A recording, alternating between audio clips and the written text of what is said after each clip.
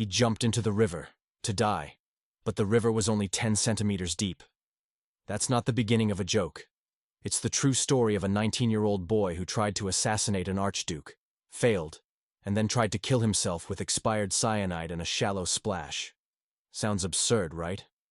But that one failed assassination attempt, on June 28, 1914, triggered a chain reaction that plunged the world into its first global war. And hiding behind that absurd twist of fate is a darker, deadlier substance: cyanide. The tiny, bitter pill that spies hid in their fake teeth. The invisible killer used in mass suicides, political assassinations, and yes, even Hollywood thrillers. In this video, we're going far beyond the headlines. You'll learn how cyanide actually kills you, in seconds, where it hides in everyday life, including your kitchen, and why this poison became the go-to tool for both spies and tyrants.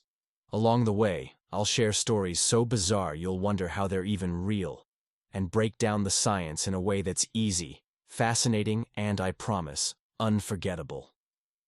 If you love dark history, chemistry with a twist, and jaw-dropping real-life stories, you're in the right place. But before we dive in, subscribe so you don't miss our next deep dive. Hit like if you enjoy strange stories from history, and tell us in the comments. Type 1 if this video made you think. Type 0 if it didn't, and we'll work even harder to improve. Now, let's unravel the deadly truth behind one of history's most misunderstood poisons. Imagine this. You're captured behind enemy lines. You're handcuffed, bruised, and someone's shouting in a language you barely understand. You have seconds before they start asking questions you must never answer. And all you have is a tooth. Or rather, what's inside that tooth? That tiny capsule, hidden in a hollow molar or glued to the rim of your glasses, contains one of the deadliest substances known to man: cyanide.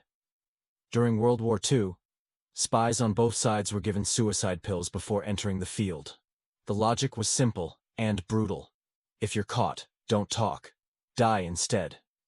Cyanide offered a quick escape: no blood, no noise, no time to scream. One of the most infamous cases? Hermann Göring, a top Nazi commander, used cyanide to avoid execution after the Nuremberg trials. Despite the Allies' security, he smuggled a capsule into his cell, possibly in a jar of skin cream, and died the night before his hanging. Another haunting example. Jonestown, 1978. Over 900 people died after drinking cyanide-laced Flavor Aid in a mass suicide led by cult leader Jim Jones. It's one of the darkest chapters in modern American history, and a chilling reminder of how cyanide can be twisted into an instrument of mass manipulation. But why cyanide?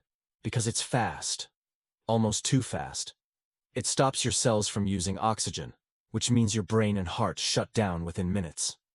To an agent in enemy territory, or a cult leader with a god complex, that kind of power is irresistible. And yet behind that power is a quiet lesson. Even the tiniest vial can become a symbol of desperation, secrecy, or blind obedience. Today, we look back and wonder, could these deaths have been prevented? What happens when fear becomes stronger than the will to survive? But before we dive deeper into the how of cyanide's deadly power, let's answer a more pressing question. What exactly happens inside your body when you swallow a poison this lethal? Have you ever smelled bitter almonds? Most people haven't, but if you ever do, run. Because that smell could mean cyanide is in the air. Cyanide doesn't kill like you see in the movies. It's not always a dramatic gasp and a collapse. In reality, it's quiet, almost invisible, and it works not by attacking your body, but by stealing your breath from the inside out. Here's how. Your cells need oxygen to survive. Every second your body turns oxygen into energy, like a fire needs air to burn. But cyanide? It blocks that fire. It stops your cells from using oxygen, even if your lungs are full of it. Your brain, your heart, your muscles, they all start suffocating at once. It's like drowning, but on dry land. Within seconds you may feel dizzy, nauseous, confused. Your heartbeat races, then suddenly slows. And if the dose is high enough, You're unconscious in under a minute. That's why cyanide was favored by assassins and spies. It's fast, potent, and hard to trace. But sometimes, it backfires. Take Nedeljko Chebrinovich, the 19-year-old assassin we met earlier. He carried a capsule of cyanide in 1914, convinced it would kill him instantly after his failed attack on Archduke Franz Ferdinand. He drank it, jumped into the river. But the cyanide was old. It had degraded. Instead of dying quickly, he vomited, violently, and survived. That moment, meant to be a swift escape, turned into a tragic embarrassment. And here's a little-known truth. Some people can't even detect cyanide. Smelling bitter almonds depends on genetics. Roughly 40% of people can't smell it at all, even when it's deadly. Makes you think, right? The lesson here? The deadliest things in life aren't always loud. Sometimes they're silent, hidden, sweet-smelling. They move fast and leave no trace, just absence. But cyanide isn't just hiding in spy gear or secret labs. It might be a lot closer than you think. In seeds, in fruit, even in your pantry. What if I told you there might be a trace of cyanide in your kitchen right now? It's not a scare tactic. It's just one of those strange truths nature likes to whisper, if we're willing to listen. Let's start with something innocent.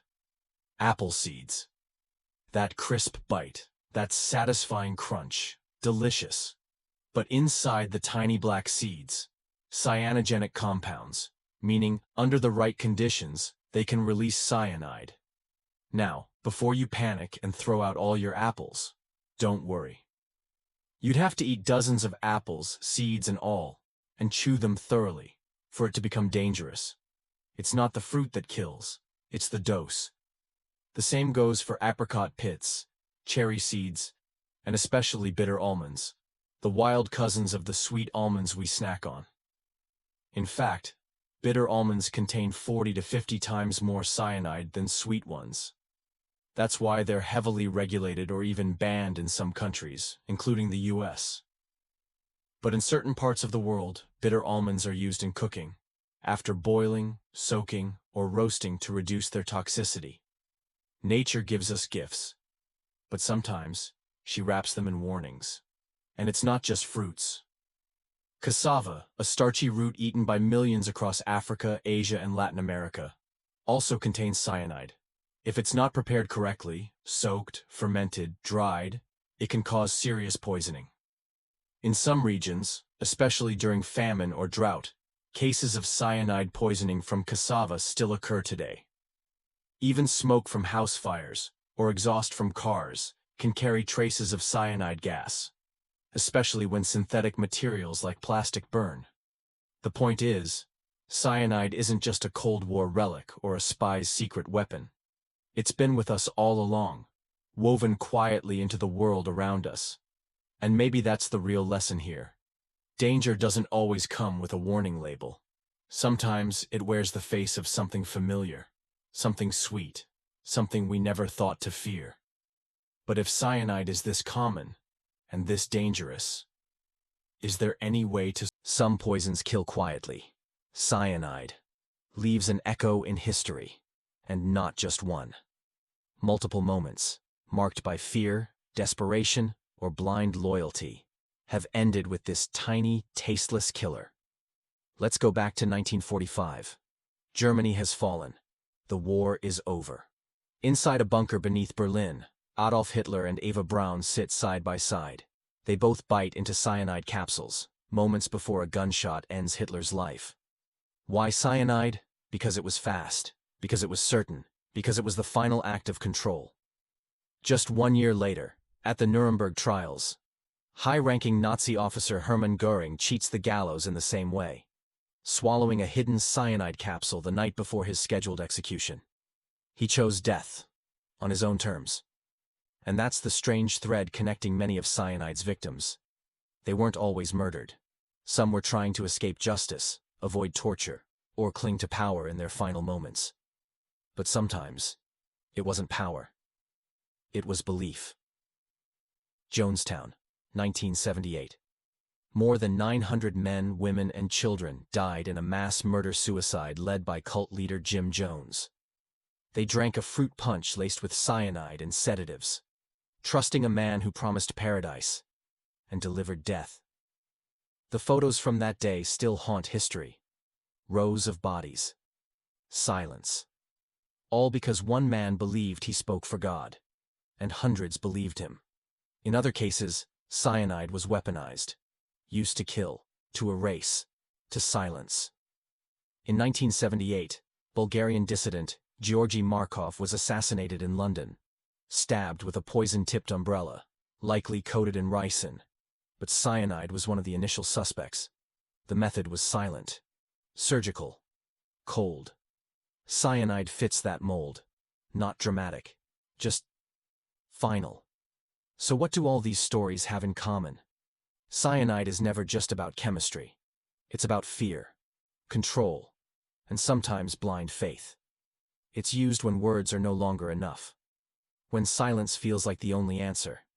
The lesson? History doesn't just remember who died, it remembers how they died.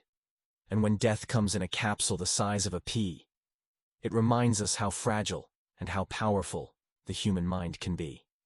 But if cyanide is this deadly, can anyone survive it? Are there antidotes? Is there hope? It's easy to think of cyanide as a death sentence. And in many cases, it is. But what if I told you there's still a chance to survive? Yes, even the world's deadliest poisons sometimes leave room for hope. First, let's understand why speed is everything. Cyanide acts fast. Within seconds, your cells begin suffocating from the inside. That means emergency response must be even faster. In hospitals, there are two primary ways doctors fight cyanide. 1. Hydroxycobalamin, a form of vitamin B12 that binds to cyanide and helps flush it out of your body. 2. Sodium thiosulfate plus nitrites, a combination that turns cyanide into a less toxic substance, which the kidneys can remove. Sounds promising, right? But here's the catch. These only work if given immediately, within minutes. After that, even the best medicine struggles to reverse the damage. And that's why timing is everything. Take the case of survivors from industrial accidents involving cyanide exposure. In several incidents, like the 1984 Bhopal gas tragedy in India, some people lived because they were treated quickly with oxygen therapy and later received supportive care. But many others weren't so lucky. Or consider firefighters. When synthetic materials burn, they sometimes release cyanide gas. That's why fire crews now carry antidote kits, just in case they inhale the invisible killer while saving lives. Now, let's clear up some myths. Can you just vomit it out? Not likely. Once cyanide enters your bloodstream, vomiting won't stop it. Charcoal tablets work for all poisons. Charcoal doesn't bind well with cyanide, so it's not reliable here. You'll always smell almonds. Nope. Up to 60% of people can't smell it at all, even when it's deadly. So, what can we learn from this?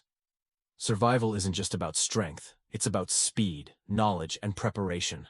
Whether you're a firefighter, a factory worker, or just someone curious about how the world works, knowing how poisons behave can literally be life-saving. But cyanide is just one player in a long history of toxic substances. Up next, we'll zoom out and compare. How does cyanide stack up against other famous poisons like arsenic, ricin, or polonium? We've talked about how cyanide kills. We've seen it in war, in cults, in kitchens, and in the hands of both heroes and villains. But there's one question we haven't asked yet. Is it ever right to use poison? Throughout history, poisons have been used as tools of power. Quiet, precise, deadly. In ancient Rome, emperors were so paranoid they hired official food tasters. The Borgia family, infamous in the 15th century, allegedly used arsenic to eliminate rivals and gain political power. To them, poison wasn't a crime, it was a strategy. Centuries later, in wartime, poisons evolved into chemical weapons. During World War I, chlorine and mustard gas scarred soldiers for life. After that, Nations signed the Geneva Protocol of 1925, banning chemical warfare. But did the world stop? In the Cold War era, poisons became tools of espionage. The Soviets were rumored to use cyanide-tipped needles, toxin-filled umbrellas, and poisoned tea to silence dissidents abroad. Even in recent years, substances like polonium and Novichok, deadlier than cyanide, have appeared in high-profile assassinations. These acts cross a chilling line. When science is weaponized not for protection, but for silence. So where does cyanide fit in? Technically, it's not classified as a weapon of mass destruction like nerve gas. But when used with intent to harm, is it not still an act of war? What if it's used on one person, in a quiet room, with no battlefield, no soldiers, no rules? That's where ethics get blurry. Is poison more humane because it's fast and silent, or more cruel because it denies a chance to fight back? Is it ever acceptable in the name of national security, or is it always a betrayal of human dignity? These aren't easy questions, but maybe that's the point. Here's the deeper truth. The tools we create, like poison, are neutral. It's how we choose to use them that defines who we are. The line between science and savagery is thinner than we think. And speaking of science, let's shift gears, because in our final section, we're exploring how cyanide went from a terrifying killer to a pop culture icon. From James Bond to Breaking Bad, it's time to ask, why are we so fascinated by poison in fiction? We've journeyed through science, history, ethics, and survival. Now, let's talk about the screen. Because somewhere along the way, cyanide made its way from the battles of real life to the scripts of Hollywood. You've seen it, even if you didn't notice it. A spy is cornered, no way out. He reaches into his glasses, bites down on something hidden, and collapses. Clean, silent, gone. That's cyanide, doing what it does best in fiction, disappearing characters without a trace. From James Bond villains to World War II thrillers, cyanide capsules have become cinematic shorthand for danger, mystery, and desperation. In Breaking Bad, Walter White warns Jesse that ricin is undetectable. But before ricin, cyanide was the original secret killer. Even animated shows like Archer or The Simpsons have made dark jokes about it, proof that this deadly chemical has carved a place in our collective imagination. Why? Because cyanide taps into something primal. It's not just the fear of death, it's the idea of instant, irreversible consequences. No time to explain. No final words. Just silence. In a world where we often feel in control, cyanide reminds us how fragile that control really is. But after everything we've explored in this video, let's not just remember cyanide for its drama. Let's remember it as a teacher. It taught us how fear can twist logic, how belief can blind reason, how science can be both a cure and a curse, and most of all, how the smallest things can leave the biggest marks. So here's the message I want you to take with you. Whether it's in a lab, a courtroom, or a story, truth matters, context matters, and knowledge can save lives. What looks like fiction is often rooted in fact. And when we understand the past, we're better prepared to face the future. If you made it this far, thank you. That means something. And I truly hope this video gave you a new way to look at the world, even just a little. Drop a 1 in the comments if you learned something new. Type 0 if we missed the mark. We read every reply, and we're here to grow. Like this video if it made you think. And subscribe if you believe learning should feel like storytelling, not just a lecture. Because the next episode, let's just say, you won't believe what's hiding inside one of the world's most harmless everyday products. Stay curious, stay kind, and I'll see you in the next deep dive.